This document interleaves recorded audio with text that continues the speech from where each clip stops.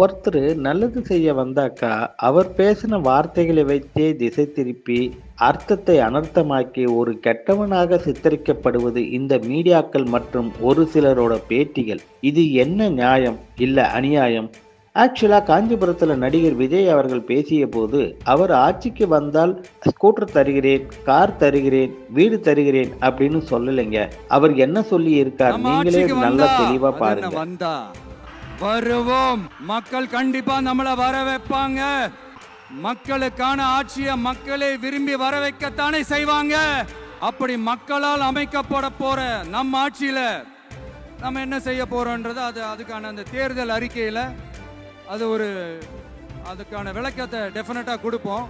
But அதுக்கு முன்னாடி ஒரு சின்னதா லைட்டா நான் கொஞ்சம் அதை சொல்லணும்னு ஆசைப்படுறேன். எல்லாருக்கும் நிரந்தரமான வீடு இருக்கணும். ஒவ்வொரு வீட்டுக்கும் ஒரு மோட்டார் சைக்கிள் வாகனம் உறுதியா இருக்கணும். காரும் தான் லட்சியம். அதுக்கான வசதி வாய்ப்பை உருவாக்குற அளவுக்கு பொருளாதார வளர்ச்சிக்கு வழியை உண்டாக்கணும். ஒவ்வொரு வீட்டில் இருக்கிற ஒவ்வொருத்தரும் மினிமம் டிகிரி படிச்சிருக்கணும். ஒவ்வொரு வீட்லயும் குறைந்தபட்சம் ஒருத்தருக்கு நிரந்தர வருமானம் கிடைக்கணும். அதுக்கான வேலை வாய்ப்பை உருவாக்கணும். அதுக்கு தகுந்த மாதிரி கல்வியில பாடத்திட்டத்தில் சீர்திருத்தம் செய்யணும்.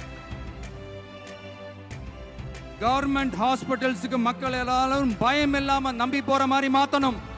பருவமழை காலத்துல ஏற்படுற வெள்ளத்தால ஊரும் சரி மக்களும் சரி விவசாயமும் சரி பாதிக்கப்படாம இருக்கணும். அதுக்கு 4000 கோடி திட்டம்னு ஒரு உருட்டுனாங்களே, அந்த மாதிரி எல்லாம் எதுவும் இல்லாம உண்மையான ஒரு பாதுகாப்பு திட்டத்தை உருவாக்கணும். மீனவர்களோட, தொழிலாளர்களோட, நெசவாளர்களோட, அரசு ஊழியர்கள் மற்றும் ஆசிரியர்களோட கருத்து கேட்டு அவங்களுக்கான பாதுகாப்பு மற்றும் வளர்ச்சி திட்டங்களை உருவாக்கணும். உருவாக்குறது மட்டும் இல்ல, அதை செயல்படுத்தணும். முக்கியமா இண்டஸ்ட்ரியல் டெவலப்மெண்ட்ஸ்ல கான்சென்ட்ரேட் பண்ணணும். எல்லாத்தையும் விட ரொம்ப ரொம்ப முக்கியம், சட்டம் ஒழுங்க ரொம்ப ஸ்ட்ரிக்டா வச்சிருக்கணும்.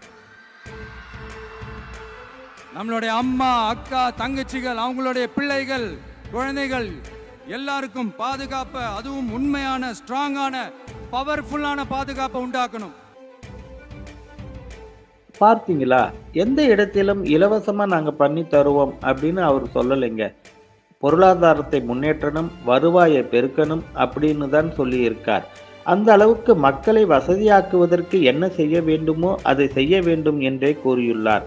மக்களை முட்டாளாக்க முயற்சி செய்யாதீர்கள், மக்களை ஏமாந்து விடாதீர்கள்.